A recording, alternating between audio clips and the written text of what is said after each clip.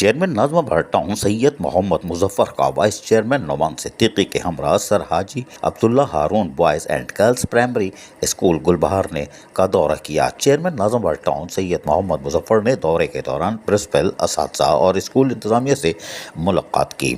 School में जारी तदरीसी अमल का जायज़ा लेने के साथ साथ स्कूल के तलबा और तालिबात से इनकी पढ़ाई के हवाले से भी तफसीली तबादला ख्याल किया।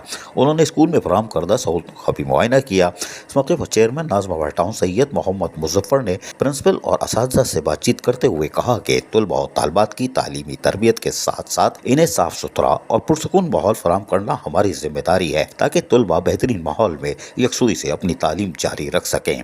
तालीम किसी भी माशरे की तरक्की में अहम किरदार अदा करती है। कौमों की तामीर, तरक्की, खुशहाली और इस्तेहकाम का अमल निज़ाम तालीम से मशरूत है। अगर पाकिस्तान को तरक्की करना है, अपनी नई नस्ल की सलाहियतों से मुल्क को माशी तरक्की की राह पर डालना है तो साइंस और टेक्नोलॉजी की बजट में इजाफा करना होगा। हमारा तालीमी निज़ाम जदीद तकाज़ों से दूर है।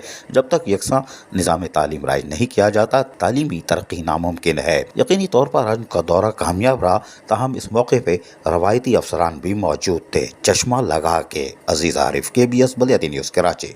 ऐसी ही खूबसूरत वीडियोस फ्यूचर में हासिल करने के लिए रेड बटन पर क्लिक करके और बेल आइकॉन को प्रेस करके हम सबके सब्सक्राइबर बनना मत भूलिए।